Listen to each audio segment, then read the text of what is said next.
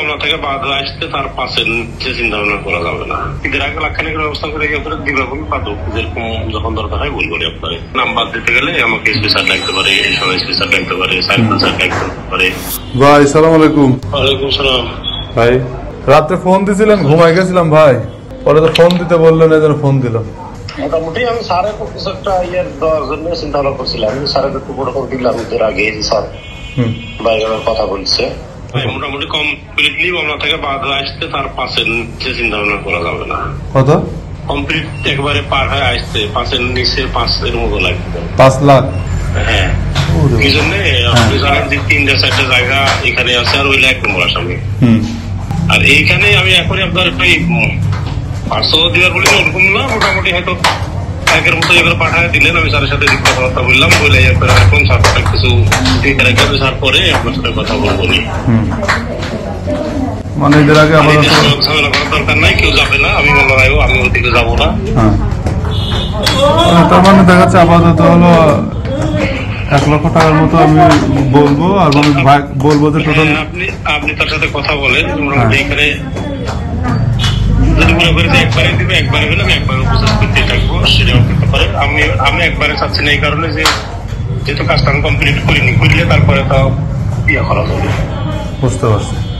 এত অ্যামাউন্টটা বেশি হয়ে যায় আমার, মানে বলতেই বুঝছেন, একটা মামলা সে তো ভাবতে পারে যে আমি যেভাবে চলতে, আচ্ছা আমি না না না ভাবতেই পারে। আপনি তারা বলেন, তারপরে যেরকম সে বলে বুঝেন না, আমাদের দপ্তর তো বুঝে। আপনি তো মোটামুটি এমন হতে পারে নাম বাদ দিতে গেলে আমাকে স্পেশাল লাগতে পারে, এই সময় স্পেশাল লাগতে পারে, সাইকেল লাগতে পারে, আপনার ওসি স্যার স্যার তো থাকবেই। 4-5টা দপ্তর আছে বুঝছেন। নলেজে রাখেন, ঈদের আগে লাখখানিকের ব্যবস্থা করে দিবে বলে বাদক যেরকম যখন দরকার হয় বলবো আপনার।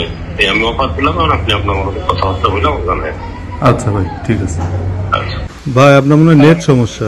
হ্যাঁ, এখানে থানার মধ্যে গ্রামীণ নেটওয়ার্কের প্রচন্ড প্রবলেম। ও আচ্ছা আচ্ছা। এখন ওই ভাই তো ধরেন আপনি অনেক তদন্ত করছেন, অনেক কিছু করছেন, সে থাকে দেশের বাইরে। হ্যাঁ, ধরেন সে এই মামলায় আপনি খুশি হয়ে, মানে আপনি খুশি হয়ে বা দেখাচ্ছে যে সে আপনি একটা দাবি করলেন খুশি হয়ে যে ভাই আপনার 10-20 হাজার টাকার একটা দাবি করলেন, এটা আমি বলতে পারতেছি বুঝছেন, 10-20 হাজার বা 50 হাজার, এটা সে কোনো মানে তার ভাষণ সে এখানে আসলে জড়িত না, সে জড়িত না। তারপরে এখন তার যদি সে কয়েকদিন পর দেশে আসবে, দেশে আসতে যদি তার কোনো রকম মানে সে একটা থাকে না বাপ মায়ের প্রতি একটা টান, সে চায় না যে আমি এলাকায় আসার পরে আমার কোনো ঝামেলা হোক বা না হোক। কিন্তু যে 5 লাখ টাকার মতো একটা দাবি করলেন বা বললেন, এটা উনি ধরেন মানে একটু নারাজ, মানে এটা কোনোভাবেই পসিবল না, করছে যে আইনি প্রক্রিয়ায় আমার যেটা হয় হবে। কিন্তু এত কি বলতে সেটা বলবেন, আমি পারলে যদি সুযোগ থাকার চেষ্টা করবো, না হলে নাই। উনি তো ধরেন অত টাকা দিবে না, ঠিক আছে।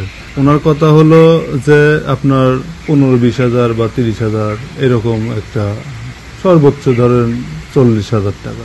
তা আমি রিকোয়েস্ট করে আমি তাকে নিয়ে দিতে পারবো, কিন্তু ভাই যে 5 লাখ টাকা সেটা তো উনি এই কয়েকদিনের জন্যই দেওয়া লাগবে। এই কয়েকদিনের জন্যই তো দেওয়া লাগবে। মামলা থেকে কোনো নাম বাদ দিতে গেলে আমি একা নাম বাদ দিতে পারবো? এখন আপনাকে বলি ভাই, এখন সে মানে আপনি খোঁজ খবর নিয়ে দেখেন, সে অনেক মানুষকে হেল্প করে, সাহায্য করে। আপনি এই হিসাবে আপনি টাকা চাইতে হবে, কিন্তু ওই পরিপ্রেক্ষিতে আমি এর বেশি আমার বলার মতো এখতিয়ার নেই। মানুষকে হেল্প করে, সেটা তো আমার তদন্তের বিষয় নয়। সে তো বিত্তশালী মানুষ, সে ক্ষতি করে।